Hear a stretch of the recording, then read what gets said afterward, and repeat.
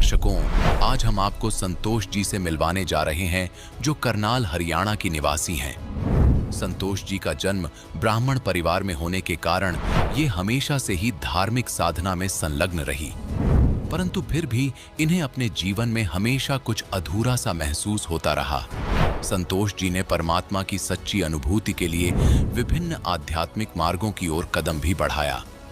इन्होंने ब्रह्मा कुमारी पंथ, आसाराम जी का पंथ और कबीर पंथ के संत बिलास जी से भी नाम दीक्षा ली, लेकिन फिर भी इनकी परमात्मा प्राप्ति की ये तलाश अधूरी ही रही। लेकिन आज संतोष जी का कहना है कि संत रामपाल जी महाराज से नाम दीक्षा लेने के बाद मेरी परमात्मा प्राप्ति की तलाश पूरी हो गई। आखिर संतोष जी ऐसा क्यों कह रही हैं? सुनते हैं संतोष जी की कहानी उन्हीं की जुबानी। नमस्कार जी। नमस्कार जी। क्या नाम है जी आपका? मेरा संतोष नाम है जी। बहन जी आप कहाँ से आए हैं? करनाल से आई हूँ जी। बहन जी संत रामपाल जी महाराज से नाम दीक्षा आपने कब ली? 5 जुलाई 2018 को ली जी। संत रामपाल जी महाराज से नाम दीक्षा लेने से पहले क्या आप कोई भक्ति साधना भी करती थी? मेरा जन्म ब्राह्मण परिवार में हुआ है जी, और हमारे पिताजी वेद शास्त्रों को पढ़ते थे। बचपन से ही हम सुनते थे, तो मन में एक बहुत ही जिज्ञासा हुई कि परमात्मा की प्राप्ति इस जन्म में अवश्य करनी है, चाहे मेरे को जंगलों में जाना पड़े, कोई गुरु बनाना पड़े, साधु भी बनना पड़े, ये बहुत ही इच्छा थी। और हमारे पिताजी के पास पंडित लोग आया करते थे, तो मैं उनसे बहुत ही क्वेश्चन किया करती थी कि आखिर सबसे बड़ा भगवान कौन है।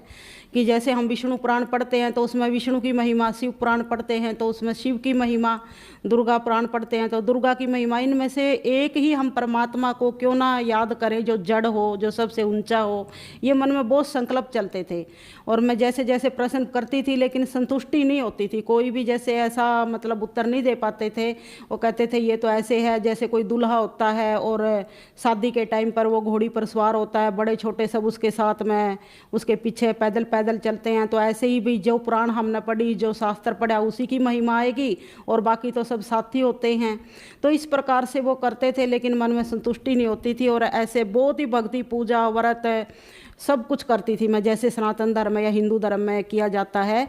और हमारा फिर यहाँ पिताजी शहर में एक मंदिर में रहते थे पुजारी के रूप में, तो वहाँ पर पास में एक ब्रांच थी ब्रह्मा कुमारी की। उस ज्ञान के संपर्क में आई, और सब देवी देवता वहाँ पर ये बताया जाता है कि ये जो देवी देवता हैं ये हम ही थे पिछले जन्मों में, और आज हम कर्मों के अनुसार ऐसे इंसान बने हैं, अभी पुरुषार्थ करने से फिर दोबारा से हम ऐसा ऊंचा पद पा सकते हैं।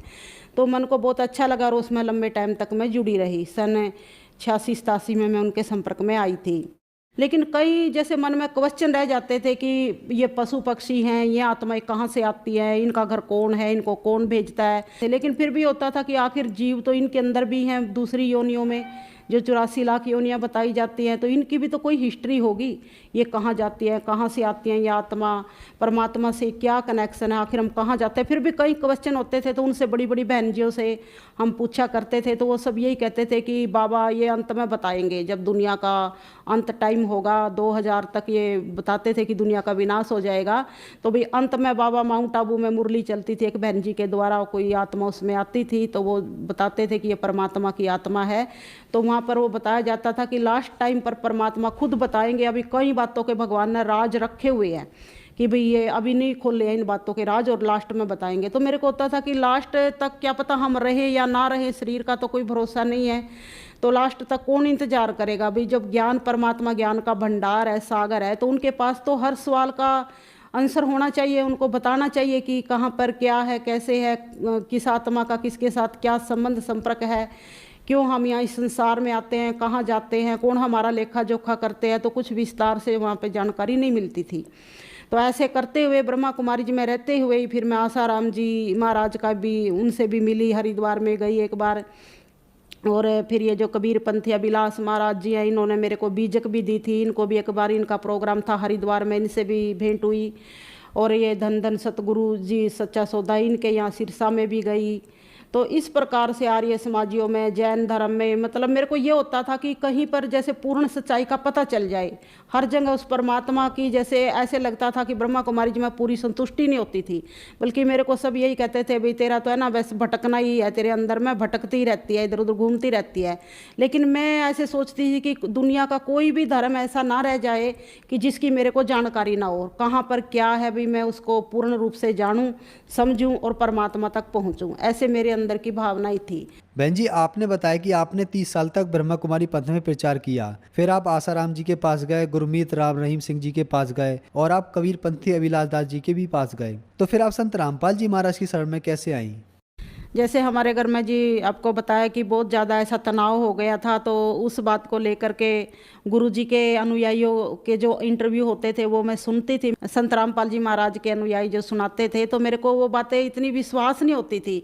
ऐसे लगता था कि जैसे ये सब अनपढ़ हैं या अंधश्रद्धा के वशीभूत होकर के ऐसा बोल रहे हैं, या इनको कुछ लालच दे करके ऐसा बुलवाया जा रहा है, ऐसी ऐसी मेरे मन के अंदर भावनाएं आती थी। लेकिन उसमें कोई पढ़ा लिखा अच्छा मतलब ऐसे दिखता था हिसाब से, तो उस भाई बहन का मैं सुन लेती थी।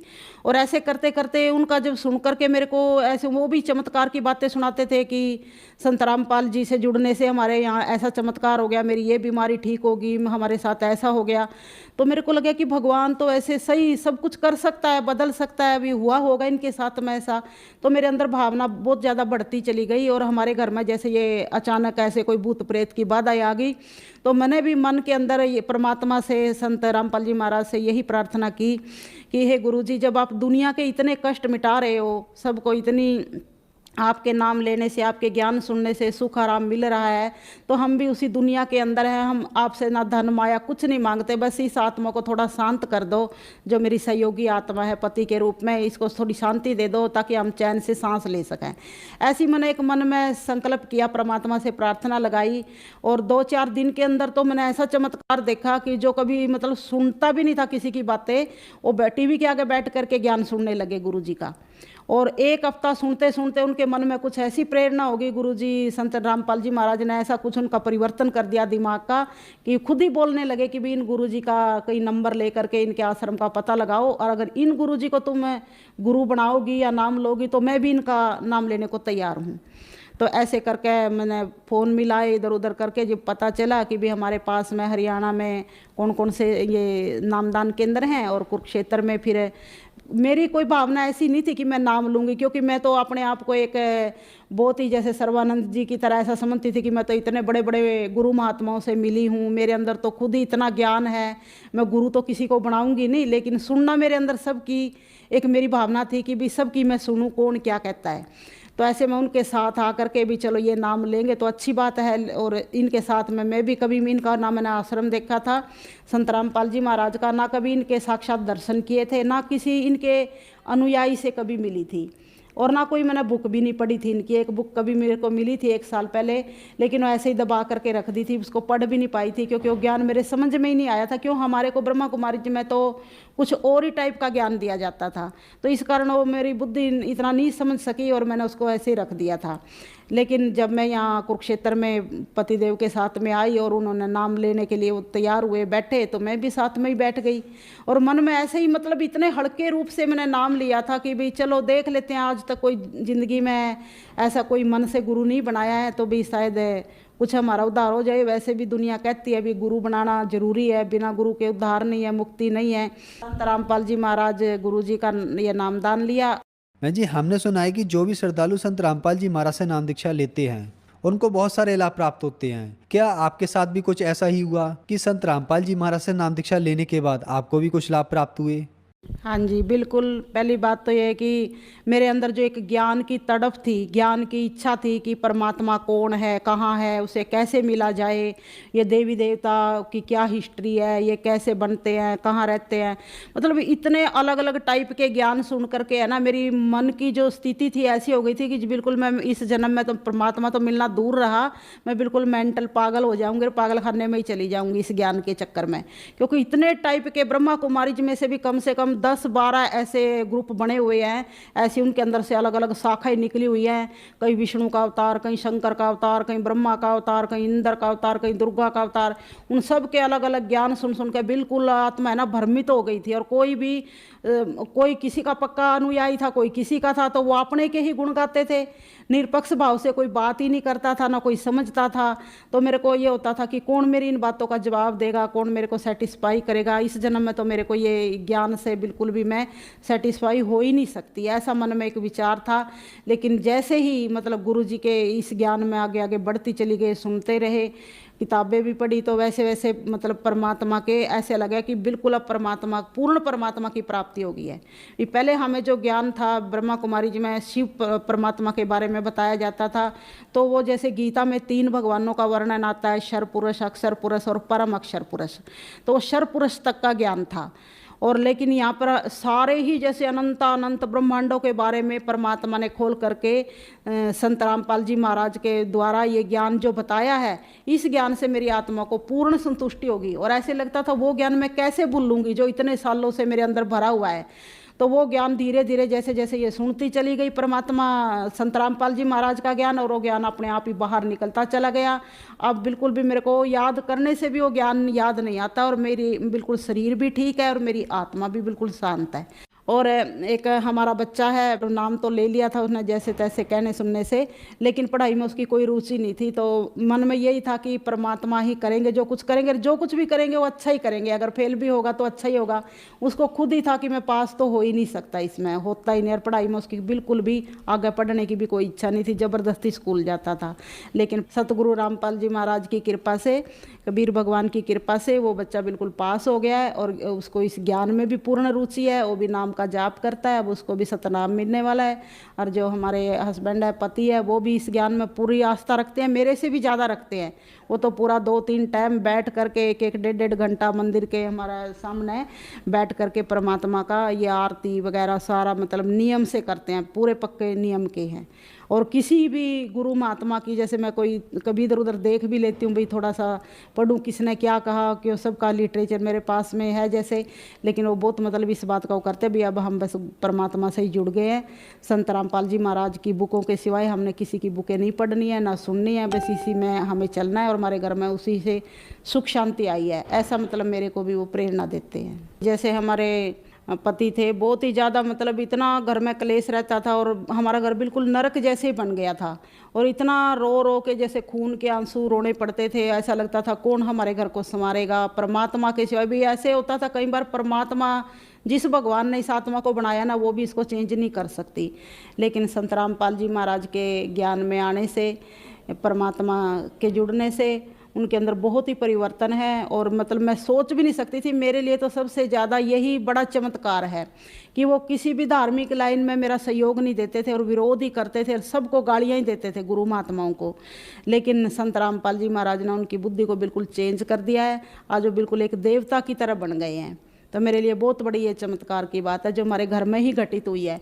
और जैसे जैसे फिर मेरे ही शरीर पर भी इतनी दवाइयाँ खाती थी, पूरा थैला साथ में लेकर बैठती थी, उठती थी कि अब ये खानी है, घंटे बाद ये खानी, आधे घंटे बाद ये खानी, इतनी दवाइयाँ, पता नहीं क्या क्या, कहीं गैस की, कहीं किसी दर्द की, कहीं बीपी की, कहीं शुगर की, कहीं ताकत की, खड़ा ही नहीं हुआ जाता था, चक्कर आते थे, इतनी मतलब दवाइयाँ खाती थी दुनिया भर की। ऐसा लगता था अब मेरा इन बीमारियों से, इन दवाइयों से छुटकारा नहीं हो सकता।